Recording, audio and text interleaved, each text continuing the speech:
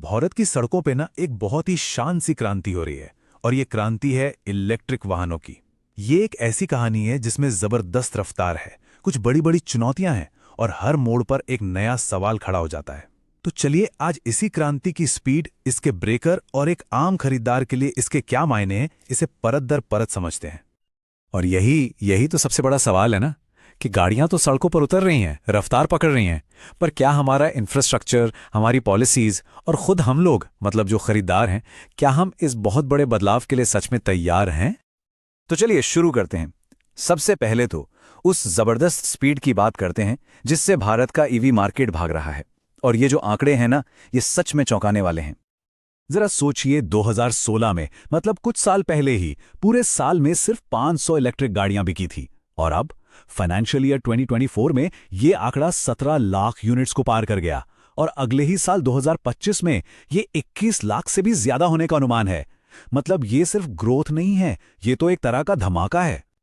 और ये जो रफ्तार है ना, ये सिर्फ मार्केट अपने दम पर नहीं पकड़ रहा, इसके पीछे एक बड़ा सरकारी पुश भी है। नीति आयोग ने टारगेट सेट किया है कि 2030 तक भारत में जितनी भी गाड़ियां बिकें, उनमें से 30% इलेक्ट्रिक होनी चाहिए। अब ये एक बहुत बड़ा, मतलब बहुत ही एम्बिशियस टारगेट है। तो सवाल ये उठता है कि इस क्रांति का चेहरा कौन है, मतलब कौन है जो इसे लीड कर रहा है। और आपको जानकर शायद हैरानी होगी कि ये बड़ी बड़ी चमचमाती कारें नहीं हैं, बल्कि हमारे अपने 3 व्हीलर और 2 व्हीलर हैं। खासकर 3 व्हीलर सेगमेंट, जहां 61.5% मार्केट शेयर ईवीज का है। इससे साफ पता चलता है कि असली बदलाव ना वो जमीनी स्तर पर हमारी गलियों में हो रहा है। अच्छा, ये सब सिर्फ सरकार या आम लोगों के इंटरेस्ट से नहीं हो रहा। बड़ी बड़ी कंपनियां भी इसमें कूद पड़ी हैं और वो भी बड़ा दांव लगा रही हैं। वेदांता जैसी कंपनियां 12,500 करोड़ रुपए, जी हां, 12,500 करोड़ रुपए का भारी भरकम निवेश कर रही हैं, ताकि ईवी के लिए जो कच्चा माल चाहिए उसकी सप्लाई चेन मजबूत हो सके। पर जैसा हर अच्छी कहानी में एक ट्विस्ट होता है, इस तेज रफ्तार के रास्ते में भी कुछ बड़े स्पीड ब्रेकर हैं। तो चलिए अब जरा जमीनी हकीकत पर भी नजर डाल लेते हैं।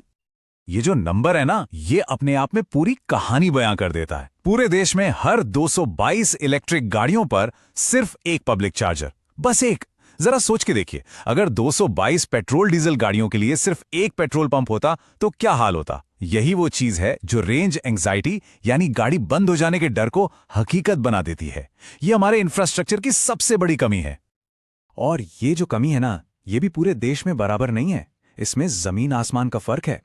एक तरफ देखिए दिल्ली को, जहां हर 1 लाख लोगों पर करीब करीब 9 चार्जर हैं, और दूसरी तरफ है पूरा देश, जिसका औसत 2 से भी कम है। मतलब साफ है, ईवी का अनुभव इस बात पर बहुत ज्यादा निर्भर करता है कि कोई रहता कहां है। और अगर हम बिजली की खपत पर नजर डालें तो ये बंटवारा और भी साफ दिखता है। देश में ईवी चार्जिंग में जितनी भी बिजली इस्तेमाल होती है, उसका 40% हिस्सा, सोचिए 40% अकेले दिल्ली में खर्च हो जाता है। और अगर इसमें महाराष्ट्र और कर्नाटक को भी जोड़ दें तो ये तीनों राज्य मिलकर 80% से ज्यादा बिजली खींच लेते हैं। मतलब बाकी का पूरा देश एक तरफ और ये मुट्ठी भर राज्य एक तरफ। चलिए अब आते हैं कहानी के सबसे दिलचस्प और शायद सबसे कंफ्यूजिंग हिस्से पर। एक ऐसी बहस जो सिर्फ भारत में नहीं, पूरी दुनिया में चल रही है कि ज्यादा क्लीन कौन है, एक 100% इलेक्ट्रिक कार या फिर एक हाइब्रिड कार। और यकीन मानिए, इसका जवाब उतना सीधा साधा नहीं है जितना हमें लगता है। टोयोटा के चेयरमैन अकियो टोयोडा ने एक बहुत बड़ी बात कही। उन्होंने कहा कि उनकी कंपनी ने जो 2.7 करोड़ हाइब्रिड कारें बेची हैं, उन्होंने मिलकर उतना कार्बन एमिशन कम किया है जितना 90 लाख फुली इलेक्ट्रिक गाड़ियां करती। उनका पॉइंट यह है कि कुछ लोगों के 100% इलेक्ट्रिक होने से बेहतर है कि ज्यादा से ज्यादा लोग हाइब्रिड अपनाएं। ये एक अलग ही एंगल है सोचने का, है ना? अब इस पूरी बहस को ठीक से समझने के लिए एक कॉन्सेप्ट को जानना बहुत जरूरी है, कार्बन डेप्ट।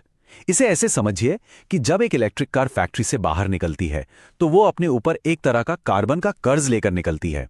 ये कर्ज आता है उसकी बैटरी बनाने में, जिसमें बहुत ज्यादा एनर्जी और माइनिंग लगती है, जो काफी प्रदूषण फैलाता है। तो ये कार्बन का कर्ज चुकता कैसे है? देखिए, ईवी को बनाने में ज्यादा प्रदूषण होता है, ये तो सच है, लेकिन एक बार वो सड़क पर आ गई तो वो जीरो एमिशन पर चलती है, मतलब कोई धुआं नहीं। दूसरी तरफ हाइब्रिड को बनाने में कम प्रदूषण होता है, लेकिन वो चलते वक्त लगातार थोड़ा थोड़ा धुआं छोड़ती रहती है। स्टडीज ये बताती हैं कि एक ईवी को अपना ये शुरुआती कर्ज चुकाने में यानी ब्रेक इवन करने में लगभग 2 से 3 साल लग जाते हैं। उसके बाद वो एक हाइब्रिड कार से ज्यादा क्लीन हो जाती है। अच्छा, ये सब बड़ी बड़ी बातें तो हो गईं, पर चलिए अब एक आम ग्राहक के नजरिए से सोचते हैं। कोई है जो आज ईवी खरीदने का मन बना रहा है, तो उसके दिमाग में क्या चल रहा होगा, उसके सवाल क्या होंगे? और शायद सबसे बड़ा डर ये होता है, क्या ईवी की बैटरी भी मेरे स्मार्टफोन की बैटरी जैसी है, जो 2-3 साल में ही दम तोड़ देगी और फिर लाखों की गाड़ी कबाड़ हो जाएगी? ये एक बहुत ही कॉमन चिंता है, पर क्या इसमें सच्चाई है? जवाब है बिल्कुल नहीं। सच तो ये है कि आज की ईवी बैटरियां बहुत ज्यादा एडवांस्ड और टिकाऊ हैं। कुछ रिपोर्ट्स तो ये भी कहती हैं कि 3 लाख किलोमीटर चल चुकने के बाद भी टेस्ला की बैटरी में 88% जान बाकी रहती है।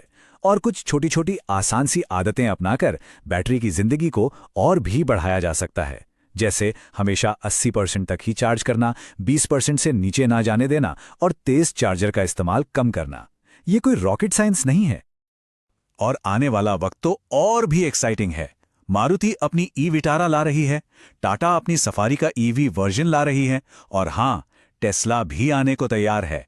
मतलब हर बजट और हर जरूरत के लिए बाजार में जल्द ही ढेरों ऑप्शंस होंगे। ये दिखाता है कि मार्केट कितनी तेजी से मैच्योर हो रहा है। लेकिन इस सारे एक्साइटमेंट के बीच एक सच्चाई ये भी है कि आपको इंतजार करना पड़ सकता है। डिमांड इतनी ज्यादा है कि मुंबई जैसे शहरों में महिंद्रा की कुछ पॉपुलर ईवीज के लिए वेटिंग पीरियड 4 से 5 महीने तक का है। मतलब आज गाड़ी बुक की तो चाबी हाथ में आने में कई महीने लग सकते हैं। तो इन सब चीजों को देखते हुए आगे का रास्ता क्या है? सरकार इस पूरी क्रांति को सही दिशा देने के लिए क्या कदम उठा रही है? चलिए अब जरा उन पॉलिसीज पर नजर डालते हैं जो आने वाले कल को शक्ल देंगी। भारत सरकार की जो नई पॉलिसी है ना, उसका मैसेज बिल्कुल साफ है, मेक इन इंडिया। बाहर की बड़ी कंपनियों को एक डील दी गई है, आप भारत में कम से कम 4,150 करोड़ रुपए इन्वेस्ट कीजिए और बदले में आपको कम इंपोर्ट ड्यूटी पर कुछ गाड़ियां लाने की इजाजत मिलेगी। लेकिन एक शर्त है, 5 साल के अंदर आपको 50% मैन्युफैक्चरिंग यहीं भारत में करनी होगी। और हाँ, ये कोई रातों रात लिया गया फैसला नहीं है, ये पिछले करीब 1 दशक से चल रही कोशिशों का अगला कदम है। 2015 में फेम 1 स्कीम से शुरुआत हुई, फिर फेम 2 आई, फिर पीएम ई ड्राइव और अब ये नई पॉलिसी। ये सब दिखाता है कि सरकार लगातार एक मजबूत ईवी इकोसिस्टम बनाने पर काम कर रही है। तो इस पूरी चर्चा से हम क्या सीख सकते हैं? पहली और सबसे जरूरी बात, ईवी का बूम असली है और ये और तेज होने वाला है। दूसरी बात, इंफ्रास्ट्रक्चर और पॉलिसी अभी भी इस रफ्तार को पकड़ने की दौड़ में है। तीसरी, सबसे क्लीन गाड़ी कौन सी है, यह बहस उतनी सिंपल नहीं है जितनी दिखती है। और चौथी और सबसे अच्छी खबर खरीदारों के लिए है, टेक्नोलॉजी बेहतर हो रही है और बैटरी को लेकर जो डर था वो धीरे धीरे कम हो रहा है। तो आखिर में हम फिर उसी सवाल पर आ जाते हैं। एक तरफ है जबरदस्त रफ्तार और दूसरी तरफ है पहाड़ जैसी चुनौतियां। इन दोनों के बीच आज से कुछ साल बाद 2030 में हमारे देश की सड़कों का भविष्य कैसा दिखेगा? इस सवाल का जवाब तो आने वाला वक्त ही देगा।